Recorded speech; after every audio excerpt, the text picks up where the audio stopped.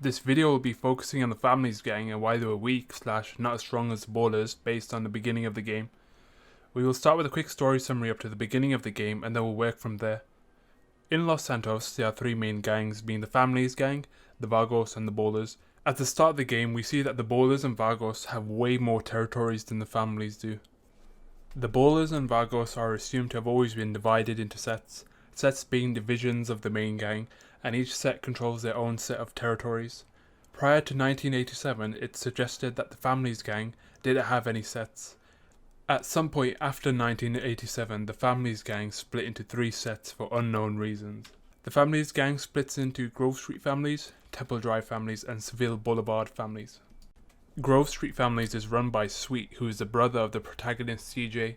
The gang also has some OGs like Ryder, Big Smoke, Big Bear, B-Dup, and a few others. OGs are considered to be members who are respected more due to the effort or actions they do for the gang.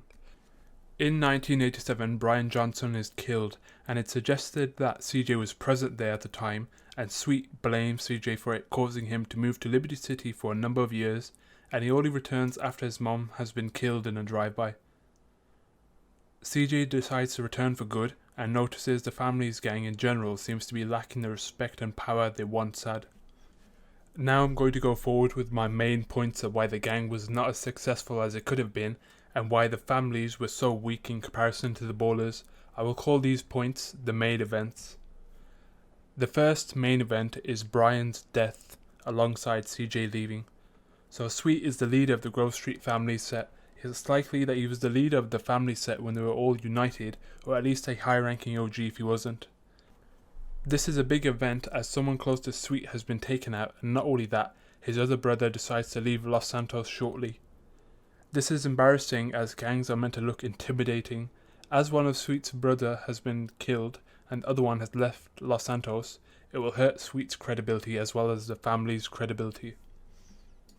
My second point is the families dividing into sets. So this is another event talked about in the game when you are based in Los Santos. Essentially, CJ wants to know why the family set have separated, and this is for good reason. With this separation, it leads to a division in manpower as well as resources like money or guns. Due to their separation, they have been fighting each other, and this is confirmed by conversations in the game.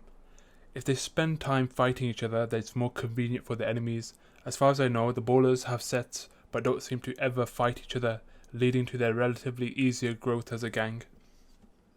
My third point is OGs being taken out.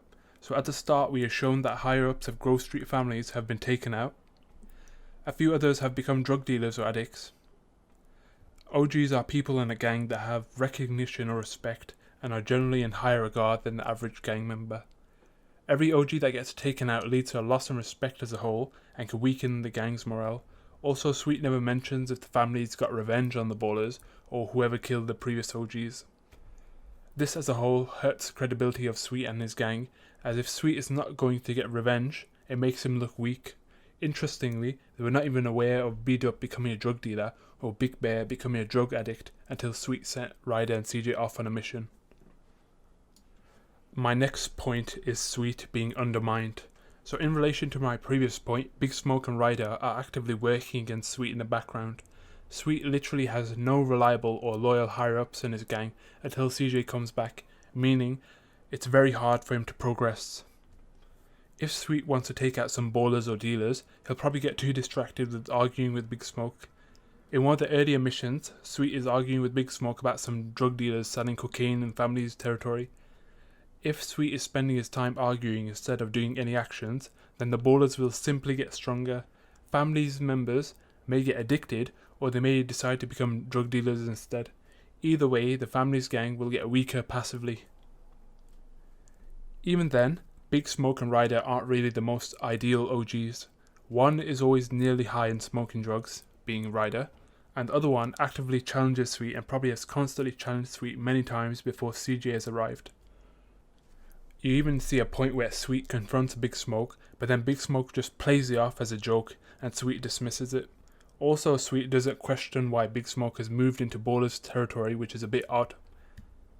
Gangs normally are not a democratic kind of thing. They normally have a leader calling the shots, hence the term shot caller, and Sweet isn't really a particularly efficient one at that, considering the arguments that he keeps having with Big Smoke. My next point is the reluctance to sell drugs, specifically cocaine. So Sweet doesn't have a problem with drugs like weed and such. It's the cocaine that he doesn't want to sell or get involved with. Sweet's reason being that it'll mess up the hood, which is a bit bizarre for a gang to care about, as gangs normally use crime to fund themselves, so wouldn't the crime they do affect the hood anyway? Anyhow, since he is reluctant to do so, the Ballas can just send in their drug dealers anyway to the hood to sell the drugs.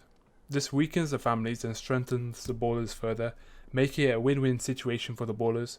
They could even gain members from people who left the family's gang as well, as some families members will likely join the Ballas just to sell the drugs. And my final main point is Sweet does not really do much. So like I said before, Sweet doesn't really seem to do much of anything until CJ comes back. There's drug dealers in the Grove Street turf. A lot of their territories have been taken over. There's even Ballas graffiti in Grove Street turf as well, which is very disrespectful. Sweet doesn't seem to have even fought back against the Ballas as well. This is evidenced as he makes no mention of doing so prior to CJ's return.